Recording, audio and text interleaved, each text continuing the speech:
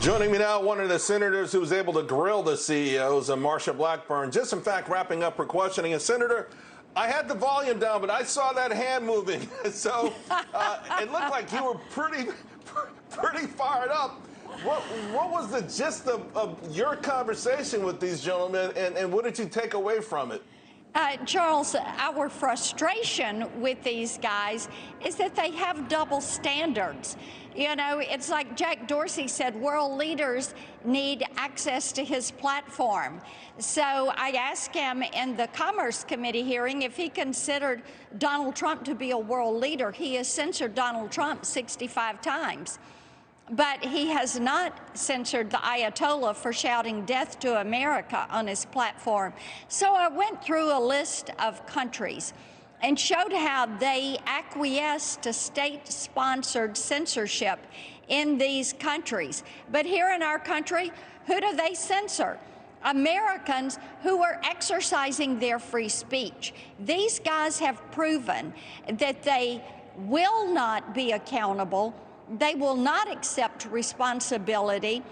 They will not deal with their employees who are content moderation managers, as they call them, and they allow the censorship to subjectively continue without having a basic, transparent, accountable format that says, this is how we will censor and this is how we will not. So since they can't do this for themselves, and they're smart people, they have built enormous businesses.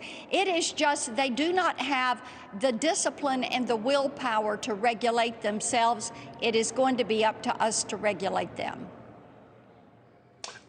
You also were pretty upset about the fact that they're driving this cancel culture. Yes. It's part of free speech, but do you see, what's the other parts of it, the deleterious impact to our country from this cancel culture that has you so concerned? Right. When you look at what is happening with the cancel culture, we know that it shuts down any kind of robust, respectful, bipartisan debate. When you do that, it leads to intellectual isolation.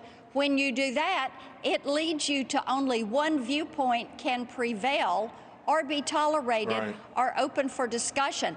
That leads you straight down the path to socialism.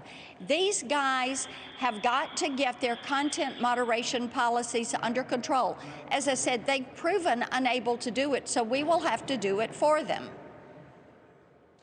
Your Democratic colleague opened this thing up, Richard Blumenthal, and I got to tell you, he really lit into these CEOs, comparing them to the cruelest capitalists of all time. Let's take a quick listen.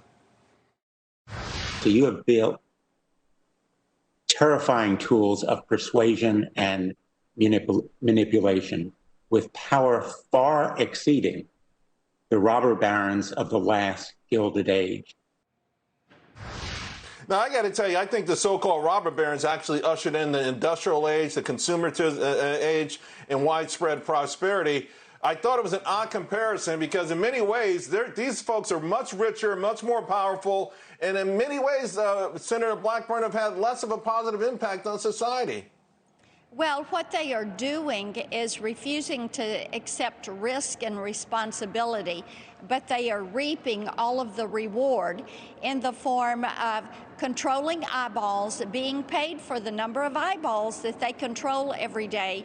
Then they're data mining, they're data harvesting, they're monetizing your information.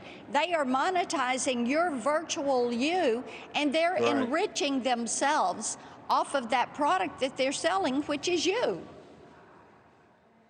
Senator Blackburn, I appreciate your passion, and I really appreciate the fact that you took the time to come talk to us first. You got it. Hopefully we'll see you again real soon. Thank you. Yes.